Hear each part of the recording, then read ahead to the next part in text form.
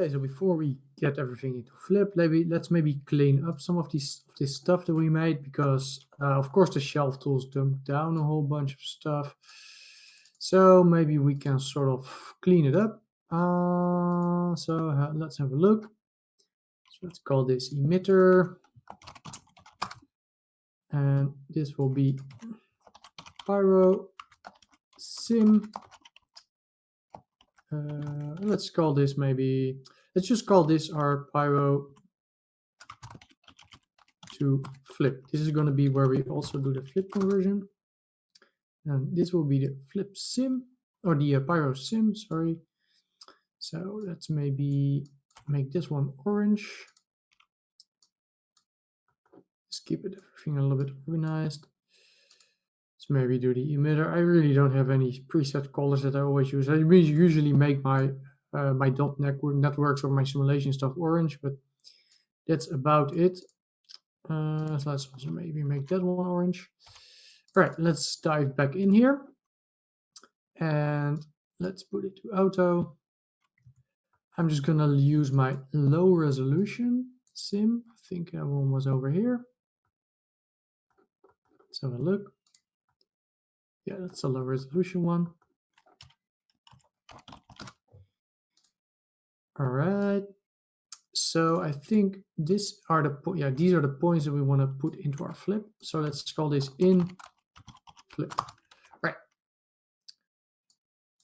And let's see this one. These ones also have velocity. Yeah. All right. So let's put this in a flip simulation. So make it .network. Let's give it a name, maybe flip sim. All right. Let's copy this one. So we have the path available. Maybe I'm going to split my view again.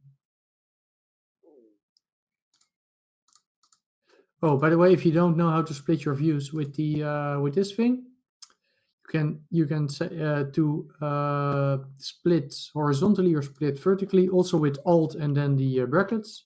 So you can do it like that. You can do close tab pane. And what you can do is you can link these views together with this. So 1, 1, 2, 2. So now I can work individually in these views, and then I can link my viewport over here to whichever view I'm working in, or I can just put it to no link and then it will automatically go to wherever I'm working. It's just generally a little bit easier to work like that. So yeah. Okay, so let's go into our pyro to flip effect. Then let's dive in here. Let's make a flip solver. Connect that. Let's make a flip object.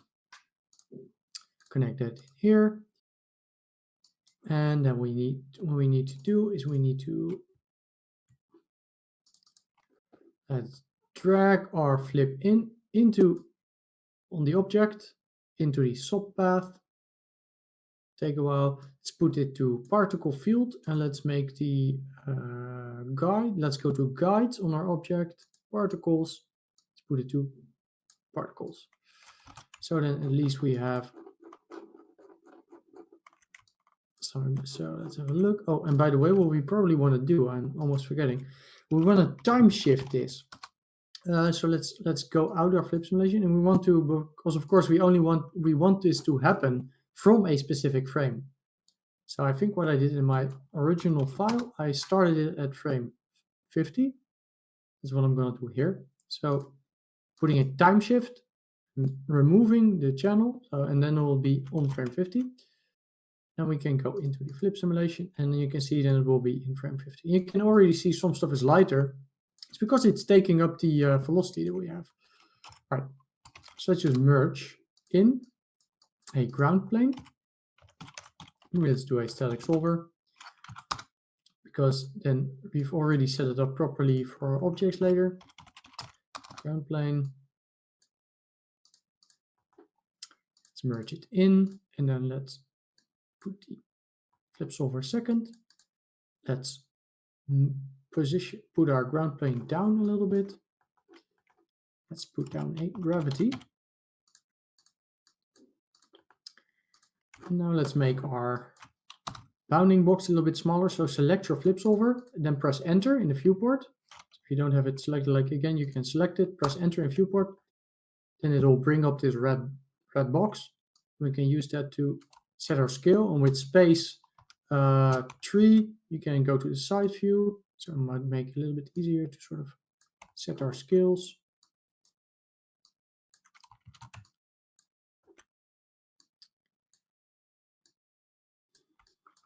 All right, so something like this. Right, so now let's just press play and see what happens.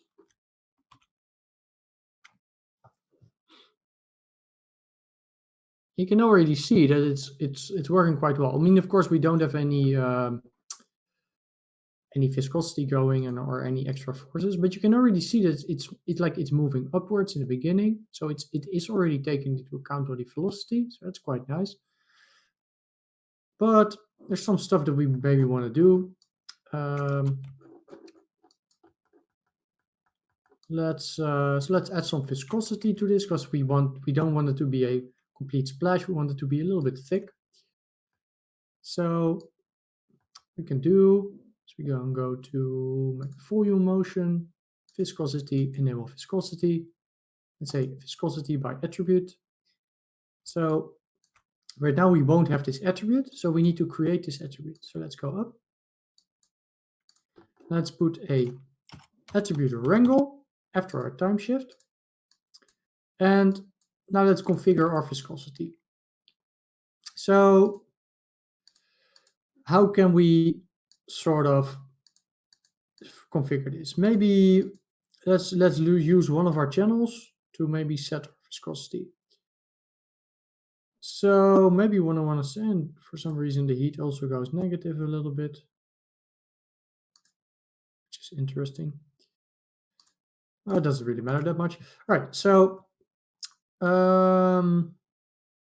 what we maybe want to do is we want to set some viscosity. So let's have a look. Let's use our heat. Think, set our viscosity. Right, so type maybe F. So F at viscosity. So that means we're going to make a float equals.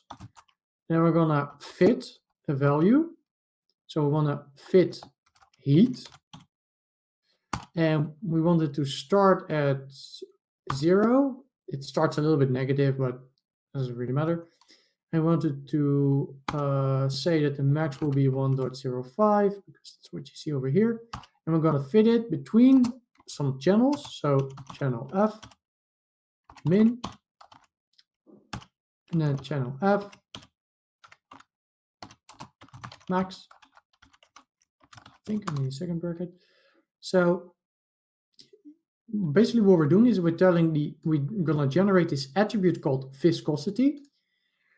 We are going to fit something. What are we going to fit? We're going to fit heat. So that's the heat of on our points. And again, we can visualize this if we want. If we put on a color, put this on here. Let's say ramp from attribute, heat. And it's a little bit hard to see, but yeah, you can see, so the heat, so over there, it's like,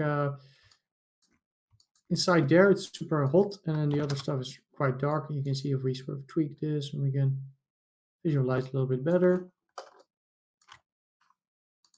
So what we're doing is we're fitting this, and what are we taking up initially? So the minimum value, which we'll put 0, even though there are apparently some negative values here for some reason. Then, so from 0 to 1.05, that's the maximum, and we're going to fit it between channel float min and channel float max. And then when we press this button, we get sliders, and we can control the minimum and maximum. So let's say we want our maximum viscosity to be, I don't know, like 60, and our minimum viscosity to be like 1 or something. All right, so let's have a look. See what it does.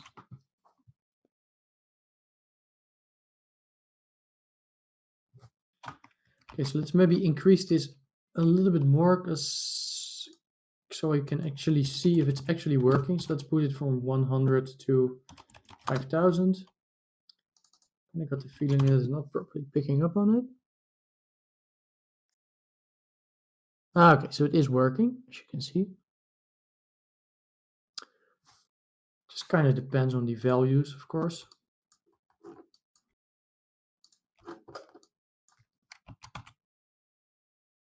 You can see now it's nicely sort of spreading outward.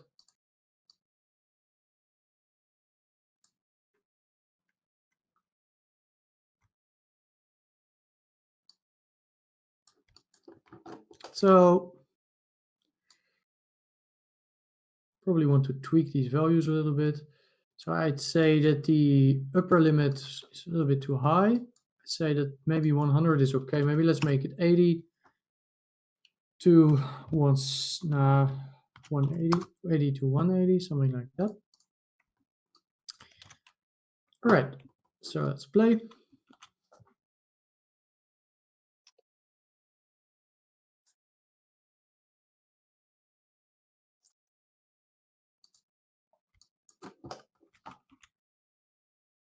So you can see our bounding box is too small, but let's just ignore that for now.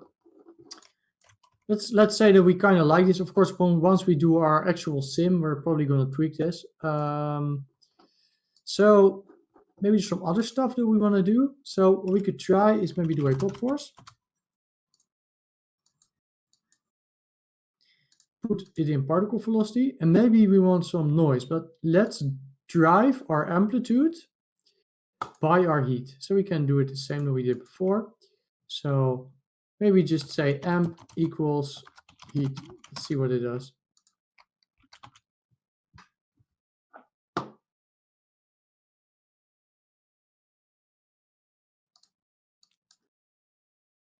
seeing that much. Let's put it between brackets and just multiply it. See if it's actually working. Let's see if we amp.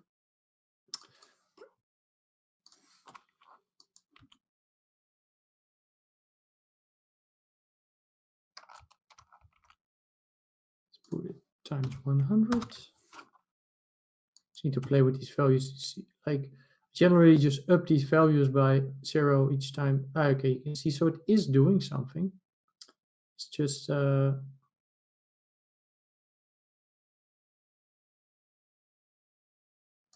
then we get more of a sort of a nice breaking up effect.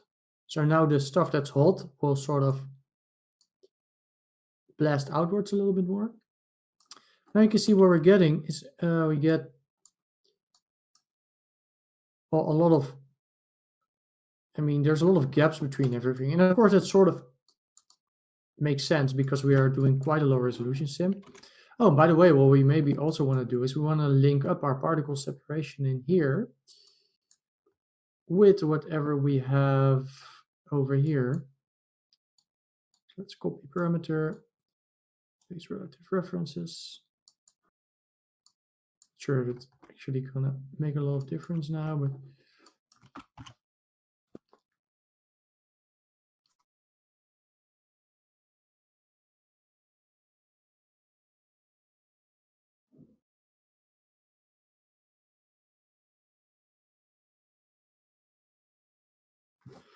you see we get like a lot more points now. So let's not do that for now. It's just gonna make it super slow. We can do that later once we want to address our stuff a little bit. Let's go to flip solver, go to particle motion, let's go to reseeding. So here's a little trick. Kudos to Dave Stewart for this trick. He has a video on this on his Vimeo. But if you really crank up oversampling, then it will very nicely fill in gaps in your sim. For example, if we put this to 6, we don't want to put it too high because remember, once we do our full pyro sim, we're going to have a lot of points. And if it reseeds too much, your sim will be absolutely crazy. Like my final sim for the final fact was about 80 million flip points. So it was quite slow. And if you crank this up too much, then your system will just like not like it. Anyway, we can crank it up a little bit, and then we'll probably fix the effect a little, like the gaps a little bit. Yeah, I can see it's a little bit better. You could maybe crank it up for just the example here. So then we can, in this example, see what it actually does. So you can see right now, you can see it's filling up with more points. So oversampling will just oversample any voxel with extra points. So it will just fill up everything, which will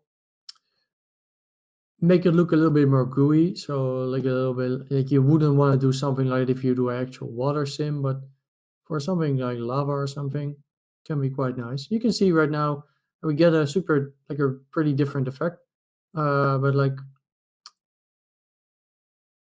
there's a lot less gaps in between our stuff.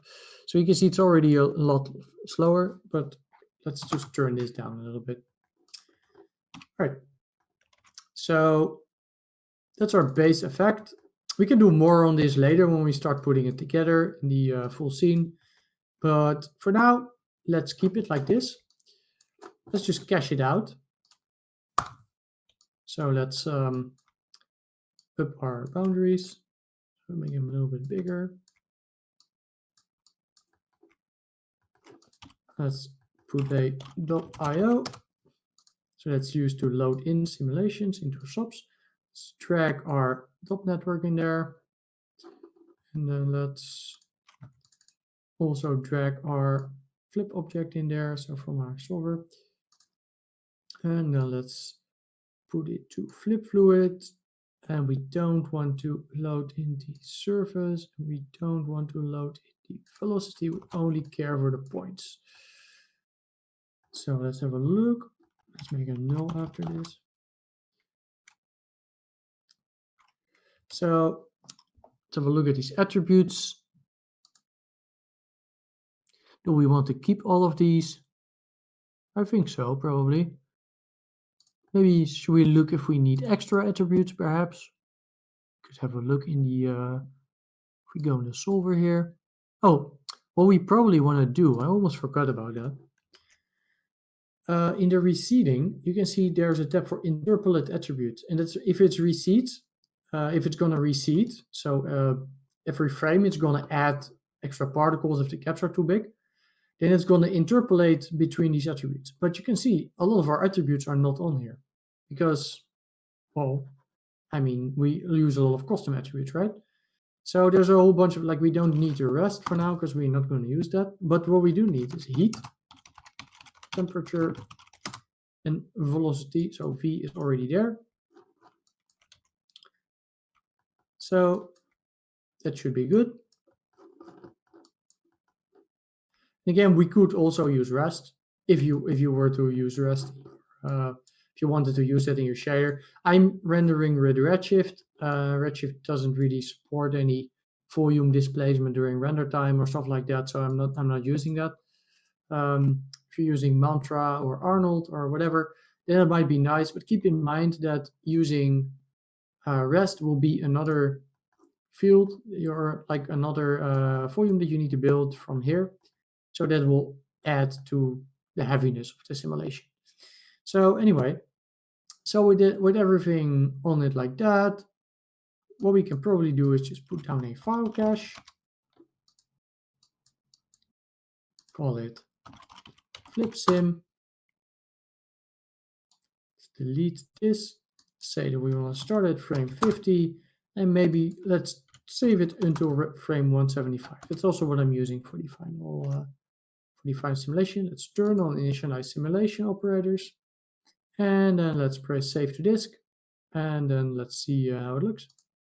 Okay, so one thing I forgot to do when I clicked sim was also set our flip simulation here to start at frame 50. Because of course we are freezing our frame here at frame 50 and then we're simulating it. What we alternatively also could do is maybe copy this parameter and then paste it in the start frame so we can always be sure that they're linked up, and then we could change the start frame over here. So I did that. And now let's have a look at our simulation. And looks like our viewport is bugging. Or is that the, let's look.